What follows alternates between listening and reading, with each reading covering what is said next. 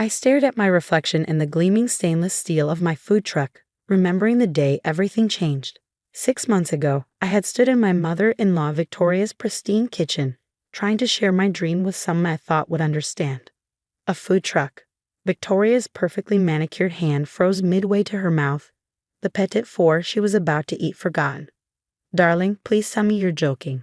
I'm Sophie Martinez, and at 28, I had finally saved enough money to start my own business.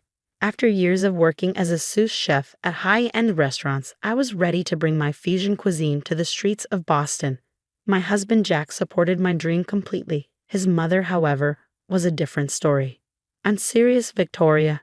I've already found the perfect truck, and I have all the permits lined up.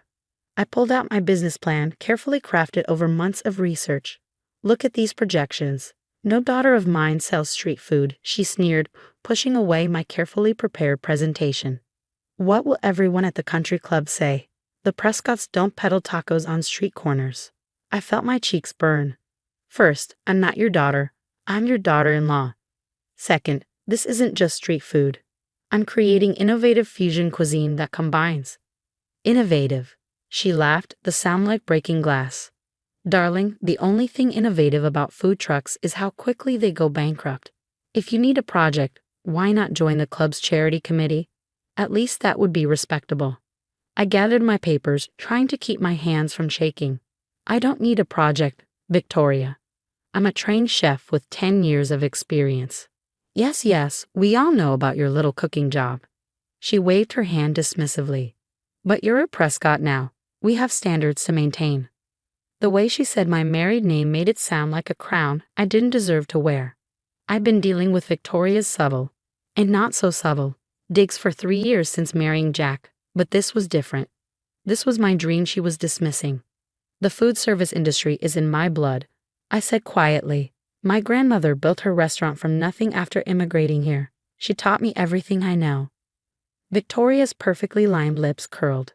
Exactly my point, dear. You come from different circumstances, but now you have an opportunity to elevate yourself. Don't throw it away on some food cart fantasy. I left her house that day with my business plan clutched to my chest and tears threatening to spill. But as I drove home, something inside me hardened. Victoria Prescott might have her country club and her social circle, but I had something she'd never understand: passion and determination. What Victoria didn't know was that I'd been secretly building my business foundation for months. My grandmother had left me a substantial inheritance, but I kept it quiet, letting Victoria believe I was living off Jack's income. The truth was, Jack and I had been equal partners from the start, both in marriage and in finances. I also had a secret weapon: my grandmother's recipes, modernized with my own twists. Her restaurant had been legendary in Chicago's culinary scene before she retired, and I'd spent years perfecting her techniques while adding my own contemporary flair. 2 weeks after that conversation with Victoria, my food truck fusion revolution hit the streets. I started small, testing locations and building a following.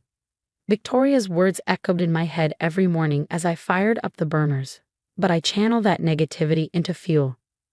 My signature dish, Korean Mexican bulgogi tacos with kimchi slaw, became an instant hit. Food bloggers started showing up, then local news crews. Within a month, I had regular lunch crowds forming lines down the block. But success didn't soften Victoria's attitude. If anything, it made her worse. She started sending me passive-aggressive texts whenever she saw my truck mentioned on social media. Saw your little cart on Instagram, dear. Hope you're wearing sunscreen. All that standing around outside can be so aging. The final straw came during a family dinner at her house. I'd just been featured in Boston Magazine's Rising Stars of Street Food article, and Jack was proudly showing everyone the spread. Isn't this amazing? Jack beamed, displaying the beautiful photos of my creations. They're calling her food revolutionary. Victoria barely glanced at the magazine. Revolutionary? Please, she's serving food out of a truck parked between hot dog carts and pretzel stands. It's embarrassing to the family name. The table fell silent. Jack started to speak, but I touched his arm, stopping him. I'd had enough of Victoria's condescension, but I wasn't going to stoop to her level. Instead, I smiled and stood up. You're right, Victoria. Maybe I should think bigger. I gathered my things, maintaining my composure. Thank you for helping me see that. As I walked out, I heard her smug laugh. Finally, she's coming to her senses. But what Victoria didn't know was that I had already been thinking bigger, much bigger. That magazine feature had attracted attention from some serious investors, including one who owns several properties in Boston's most exclusive neighborhoods. That night, as Jack and I sat in our kitchen, I finally shared my full plan with him. "Are you sure about this?" he asked, looking over the documents I'd been keeping secret. I nodded. "Your mother's right about one thing. I should think bigger. And what's bigger than owning the very place she uses to look down on others?" Jack's eyes widened as he realized what I was planning. "The country club. But how?" I pulled out my grandmother's old leather portfolio. Remember how I said she taught me everything? Well, she didn't just teach me about cooking. She taught me about business too, and about patience. Inside that portfolio was the key to my revenge, and to Victoria's comeuppance. But first, I had a food truck empire to build. Over the next 3 months, I expanded my food truck operation with laser-focused precision. My one truck became 3, each specializing in different fusion cuisines. The lines kept growing, and so did my bank account, though Victoria didn't need to know that part. "Another food truck?" She sighed during Sunday brunch at her house. "Really, Sophia, isn't one enough?" "Jack, darling, talk some sense into your wife." Jack sipped his mimosa, hiding his smile. "Actually, Mother, it's 3 trucks now, and they're all profitable." Victoria nearly choked on her crumpet. "3? Well, I suppose if you enjoy that sort of thing." She turned to her friend Margaret, who was visiting. "Though I do worry about the family reputation." Margaret, however, wasn't listening. She was scrolling through her phone, her eyes widening. "Victoria, isn't this your daughter-in-law's company? The one that just bought the old Rosewood property downtown?" Victoria snatched the phone, her face paling as she read the article. "The Rosewood? But that's one of the most expensive properties in the city." I buttered my toast calmly. "Oh yes, we're opening our first restaurant there next month. Would you like to come to the opening, Victoria? We're already fully booked for the first 3 months, but I'm sure I could squeeze you in." The Rosewood was just the beginning. While Victoria had been busy spreading rumors about my little food cart business at her precious country club, I had been strategically reinvesting my profits. The food trucks had been generating serious cash flow. But my grandmother's inheritance was the real game changer. My grandmother hadn't just left me money, she had left me her business acumen. "Never show all your cards at once, Mijita," she used to say. "Let them underestimate you. That's when you can make your biggest moves." So while Victoria thought I was struggling with my street food, I was quietly building a restaurant empire. The Rosewood would be my flagship location, combining all 3 of my fusion concepts under one roof. But more importantly, it was right across the street from Victoria's beloved country club. The real estate agent had called me 2 weeks ago with the news I'd been waiting for. "Mrs. Martinez, the country club's mortgage has been sold. Would you like to proceed with the next phase?" I had been preparing for this moment for months. Victoria had no idea that her precious club was in financial trouble, or that the management had been looking for buyers. She also didn't know that I had been attending investor meetings under my grandmother's maiden name. "Sophia, dear," Victoria cornered me after brunch, her voice sickly sweet. "I hope you don't think I'm being cruel. I just worry about you. Running a restaurant is so demanding. How will you ever have time for children?" I smiled, thinking about the meeting I had scheduled for tomorrow.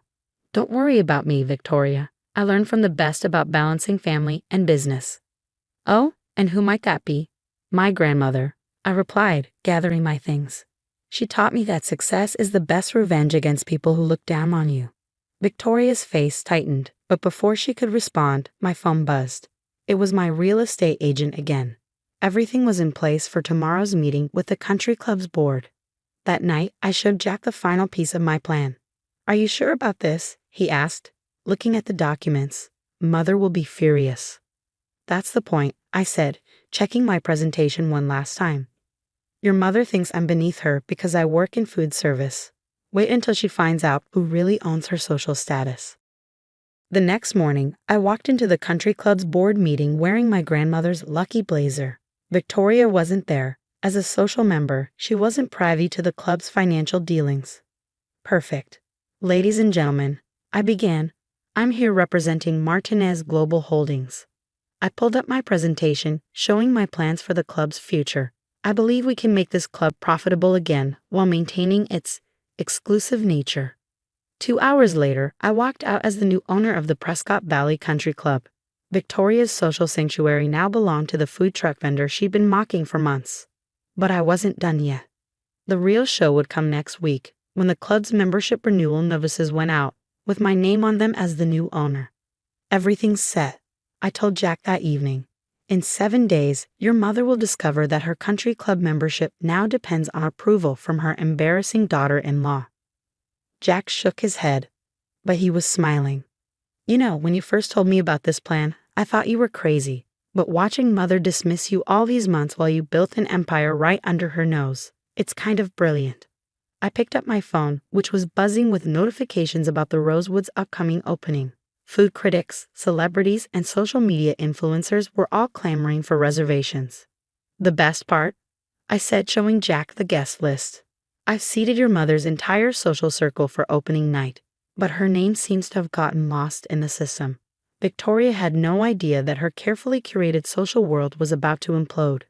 But first, she had a membership renewal notice to receive. The day Victoria received her country club membership renewal notice, I made sure to be there. She always took her morning coffee in the club's sunroom at precisely 9 a.m., surrounded by her usual circle of socialites. I watched from the new manager's office as she opened the envelope, her perfectly maintained composure crumbling as she read the letter inside. "This must be a mistake," she announced to her friends, her voice shrill. "It says the club has been purchased by Martinez Global Holdings." Margaret, ever helpful, pulled out her phone. "Oh my, isn't that the same company that bought the Rosewood? Your daughter-in-law's new restaurant?" Victoria's face went from pink to white to an interesting shade of purple. "Impossible. That girl sells tacos from a truck. She couldn't possibly." That was my cue. I stepped into the sunroom, wearing my grandmother's vintage Channel suit, the one she'd worn when she opened her first five-star restaurant. "Good morning, ladies," I said cheerfully. "I hope everyone's received their membership renewal notices." Victoria stood up so quickly her coffee cup rattled. You're behind this." I settled into a plush armchair, smoothing my skirt. "Behind what, Victoria?" "Oh, you mean the club's acquisition?" "Yes, that would be me. Though technically, it's just the newest addition to my restaurant group." "Restaurant group?" Margaret's eyes widened. "Those food trucks were just the beginning," I finished for her. "You see, Victoria, while you were busy mocking my little food cart, I was building something bigger. Those trucks, they generate more revenue in a month than this club does in a year." Victoria sank back into her chair, clutching her renewal notice. But how?" "My grandmother didn't just leave me recipes," I explained, pulling out my phone to show them my company's portfolio.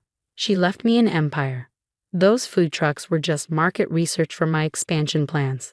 The Rosewood opening next week, that's just location number 1. The other women leaned in, fascinated, as I scrolled through images of my properties and plans. Victoria watched in horror as her friends' allegiances visibly shifted.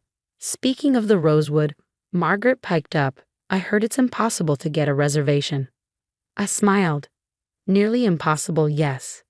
Though I'm sure I could arrange something for valued club members." I paused deliberately. "That is, for those whose memberships are approved for renewal." Victoria's hand shook as she held up her notice.